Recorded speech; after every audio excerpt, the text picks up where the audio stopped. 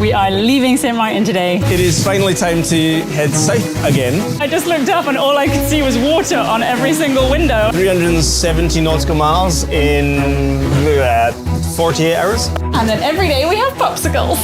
Oh, you're kidding! What happened? Welcome to the awfulness that is day 2 of our passage. I'm just responding to your relay distress. There has been a Mayday call. We keep saying we're heading west, I know. And I think it's dolphins! Let them go! Woo!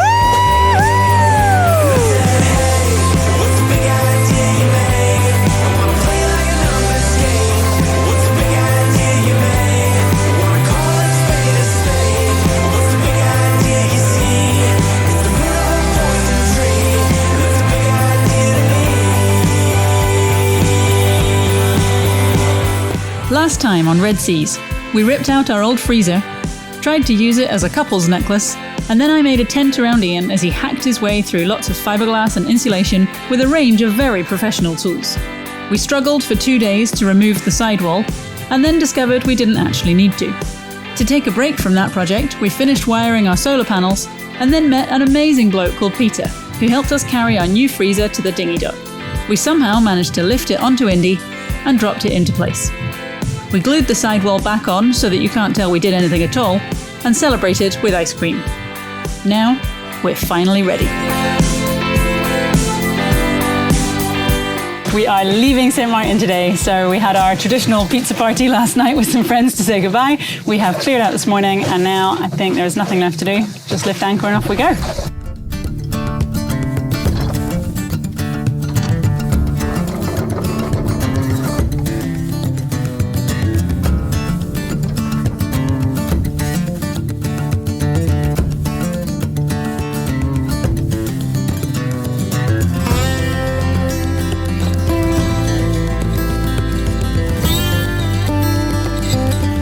So there you have it. We came here, we stayed a little bit longer than planned. Admittedly, we were here just to pick up a laptop. That was all we were coming for.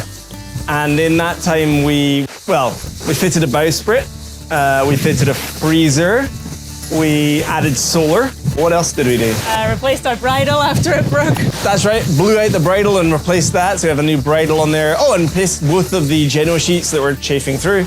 Just your standard stopping over, just picking up a laptop. That's all we were doing. We'll just be there for 5 days. That's all it'll be. I Just promise. 5 days, and then we'll be on the move, and we'll head on to the exciting future that we've been planning on. So, with that now out of the way, it is finally time to head south again. Confusing when we keep saying we're heading west, I know, but the idea is that if we go from here, basically straight to Grenada, that's the goal. Why are we going to Grenada and not straight to Panama? Well, if we're lucky, we're going to make it to Carnival, because it just so happens to be lining up at the same time. And we thought you might enjoy watching a carnival, because it's kind of fun. So yeah, we're going to do that, and then hopefully we'll recover from this passage and just ready ourselves to actually head west. Actually. Properly. No longer zigzagging up and down and left and right. We're actually going to go west, I promise.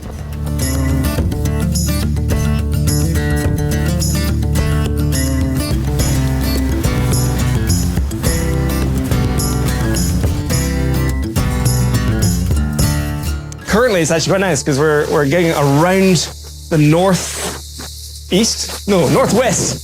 We're around the northwest corner of St. Martin. Technically from the French side round to the Dutch side, but we're not actually going to check in on the Dutch side. We're just going to push on past. And it gives us a better line to cut down between Saba and St. Kitts, I think. I'm quite pleased because we managed to just dodge a squall behind us and just edge out in front of it, so we didn't get any too bad conditions. But we've got 2 reefs in the main and I think 2 reefs in the Genoa. What speed are we making? So we're making 7.6. I'll take that. 7.6 in what feel like, I don't know, 1.5 meter, maybe 2 meter sea. So we should be able to do this whole passage. What's that? 370 nautical miles in 48 hours? Woohoo! Give or take? I think roughly, anyway. We'll see. That's like a prediction right at the start, but True. But Indy is just happy. Like, just everything is just happy.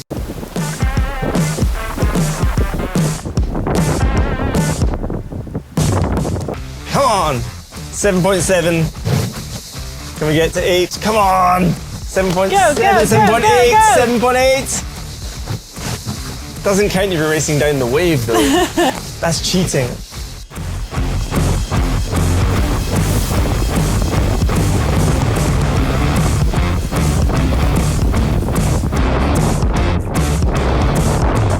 Whoa, seriously, that's ridiculous. Okay, so last night I was having not a heated discussion, but a long and in-depth discussion about how dry this boat is. Indy has been surprisingly good in heavy weather. We've never had a wave come up over the back, despite some of the crazy white water we see in our wake. We'll see the waves crashing on the bows, but they tend to splash either over the hardtop or kind of go past us, generally.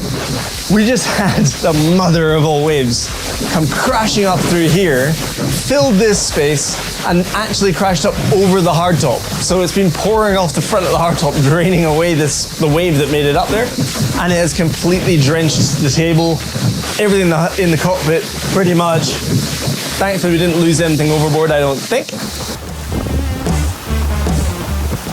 Hopefully the waves calm down a little bit before we get to nightfall, because doing this in the dark can always feel 10 times scarier because you can't see any waves coming. How big was the wave that came in the cockpit? That's great, 3. 3 or more, yeah. Wow. Yeah, so they're definitely picking up now. I really hope it calms down by this evening. We'll see.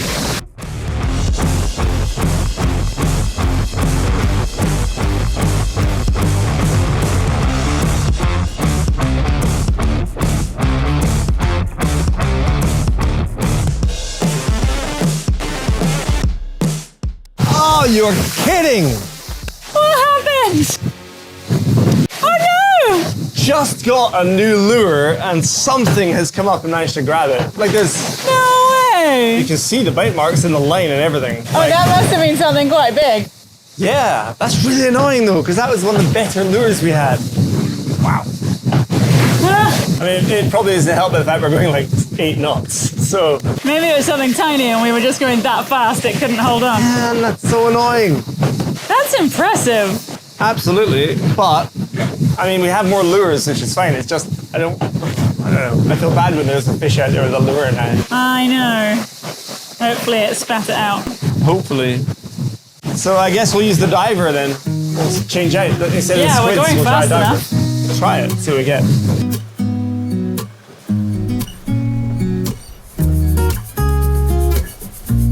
I'd be so impressed if you caught a fish straight away. And cut.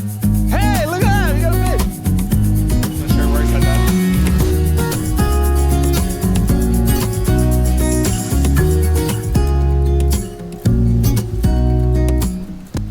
Wow! That was fun. I just saw this beast of a breaker and I thought, yeah, we might just surf over it. And at the last minute, we ducked down in front of it and it just went straight over the boat. Oof. And just came straight through the windscreen and landed on me. And everything else. The hell is wet now? It is soaked.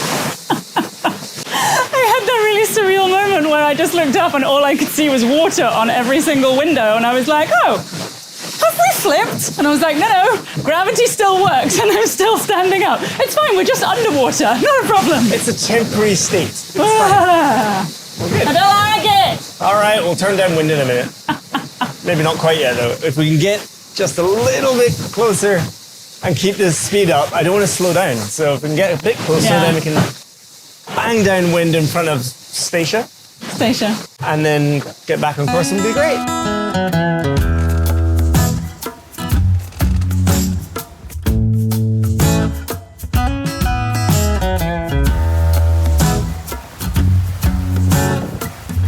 So of all the upgrades that we did to Indy while we were in St. Martin, I think the one I'm still the most excited about is the freezer. We did an absolutely huge provisioning run just before we left. I think I spent about 12 hours going around all of the supermarkets on the island. I spent over $1,300, but I'm hoping that that will last us for the next 6 months. So we'll still buy kind of fresh fruit and veg as we travel, but everything else should now be on board.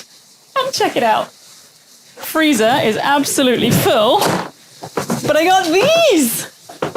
Little silicone containers, which I can fill with fruit juice. And then every day we have popsicles. So it's sundowners time. Oh yeah. This is cruising. I know, right? Celebration of the end of day 1. Boom. We're still alive. Tune in next day. Tune in tomorrow to see if we're still here. Good morning and welcome to the awfulness that is day 2 of our passage. It is pretty brutal out here. We are seeing, I would say, 2 to 3 meter waves. And I counted about a 3 to 3.5 second period. So it is just like a washing machine. We are tumbling around all over the place. The forecast was for, I think, 17 to 19 knots of wind pretty much the whole way. And we've been sitting the last 3 hours at 35 knots true, seeing up to 45 apparent on the wind gauge, so it's just a little bit mental. We've got 2 reefs in both sails. If we had a 3rd reefing line on the main, I would be putting it in now. We do have a fixed point for it, but we don't run the line permanently because A, we are never usually sailing in these conditions, so we don't need it, and B, it just adds a lot of weight.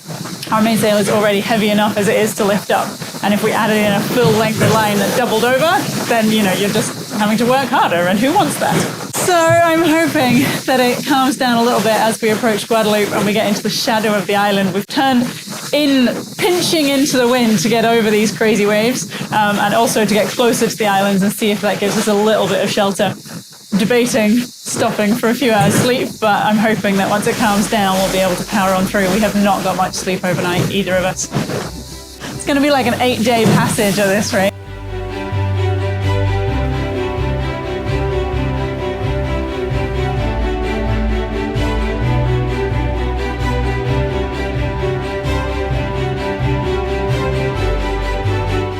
So I just slept for about 45 minutes and now I feel amazing.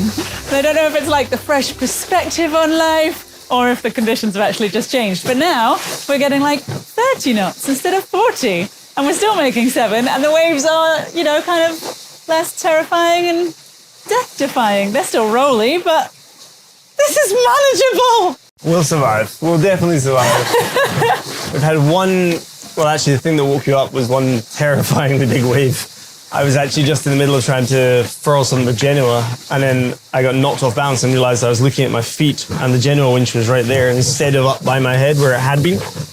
The whole boat had managed to roll over to I don't know what angle, but thankfully the wave just hit us on the back corner and then rolled on past. And then all of a sudden we got into the shade of Guadeloupe and it's like, oh, these are the 1 meter waves that they said in the weather report. I know. Never trust a weather report. They don't know anything. What I find really funny is that as much as the weather reports were all, contradicting each other and conflicting, the closest thing we could get was that the first 18 to 24 hours were going to be roly-poly and horrible, and then it was going to calm down. And right on cue, here it is calming down and suddenly nicer, and we're both like, oh my goodness, wow, such surprise.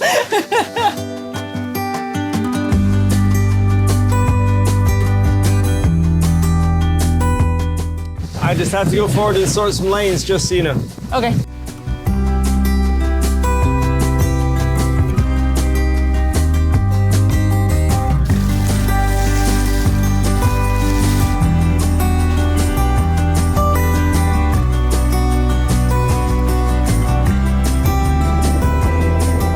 Wow! They are flying! Woo-hoo-hoo! So we got really shaded by the wind as we were coming past Guadeloupe, and we've had to put the engines on, and I was just looking around going, well, at least when you put the engines on it's usually calm enough to see dolphins. And then I was like, oh look, a big bait ball or something over there. There's 100 birds flying really low over the surface, and then something massive jumped out and I was like, oh look, there's huge fish. And he was like, no, I think that's a dolphin. And I think it's dolphins! Right here! Here we go. Woohoo! They're on the bow! There's 1, 2, 3. Hi guys! Woo! Here comes another one. Woo! 2 crossing in front. There's 5. Woohoo!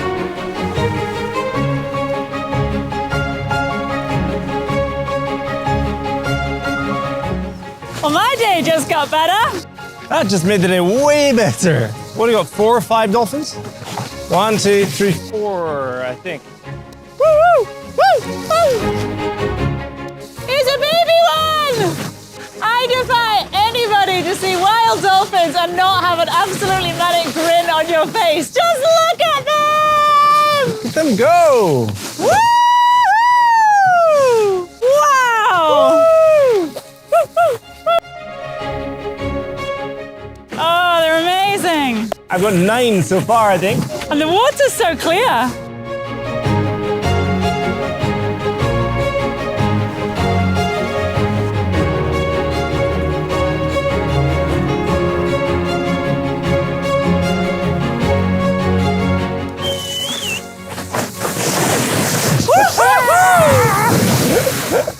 Somebody got soaked. A little bit wet. I was about to go swimming with them at that point. Oh, they've gone. I only got one guy here, but he's having so much fun. That one was like, hey, Mum, I want to go back one more time. Please let me, I'll just be quick. Does that mean we have to stop complaining about the wind now, or lack of? For a little while, yeah. This guy's still trying to catch up, actually. I think they were in the middle of hunting, so I think the bait ball was going on and they were hunting, and then we turned up. Ruined it. In the middle of the bait ball, and they thought, ooh, more fun, let's play with that thing. And then chased us down. So. The weather continued to challenge us as we surfed our way south. But as the sun came up, things finally calmed down, and I was able to get some much needed sleep. Well, I would say that was not bad. We've been able to hold this downwind line all night. There were a couple of scary moments as big waves came through in the dark and you couldn't see them coming, so you suddenly kind of found yourself pointing downwards, staring into nothingness and surfing at 9.5 knots into the black. But I held my nerve, kept course, and yeah, it was actually fine. So I managed to get a couple of hours sleep. Ian managed to dodge a lightning storm. He hasn't really slept at all on this passage, so he's gone down now and hopefully can catch up this morning. But yeah, it looks like we should be able to hold this line all the way to Grenada, which is about another 24 hours from here. So it's taking us about a day longer than we were expecting. But that's just the way sometimes, I guess.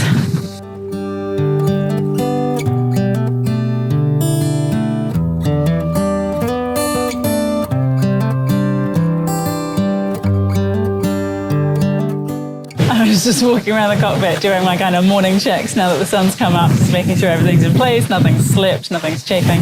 And I saw something out of the corner of my eye in the water behind us, like a flash of bright blue, but a very, very straight line, very geometric. And I was like, well, that's clearly not a fish. I assumed it was some kind of trick of the light with the sun having just come up and my eyes not being used to it. And then I realized that our halyard has done the same thing it did when we were sailing in Guadeloupe last year. And it has fallen through the bit where the trampoline is tied onto the deck. And there's gaps about this big. And the knot of the halyard is just small enough that it can fit through that.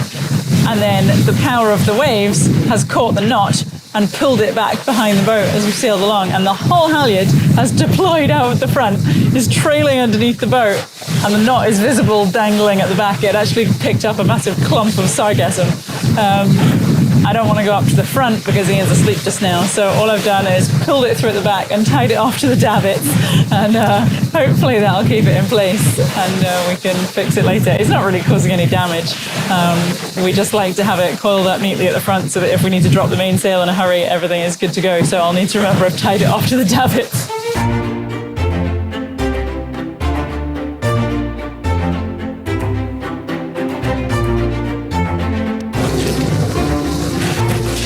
Ian's awake now, so we're going to try and get this halyard away. We've had to turn on one of the engines though, so I'm going to feed out the line from this end so that it doesn't hopefully get caught in the props.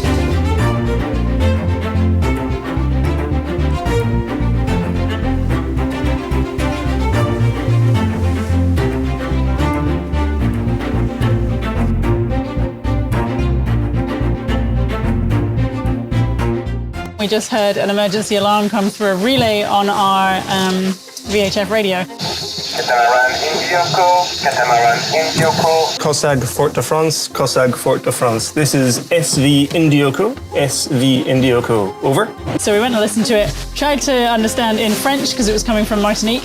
I only picked out a few of the words, didn't quite understand the situation, but luckily there was an English section following afterwards. I'm just responding to your relay distress. I'm reporting our position. We have no sightings, however, our radar is displaying a small blip south of our position, approximately 16 miles. Okay, I understand you have a small detection about 50 or 15 miles of your position.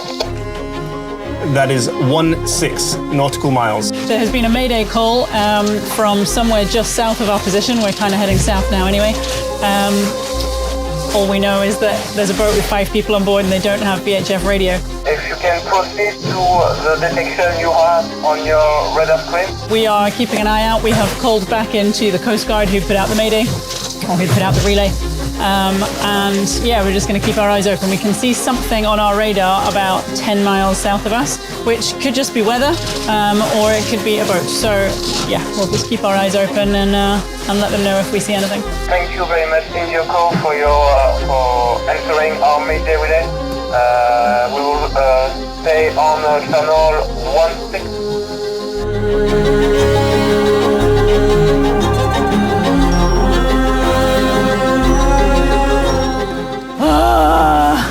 It's going to be like an 8-day passage of this, right?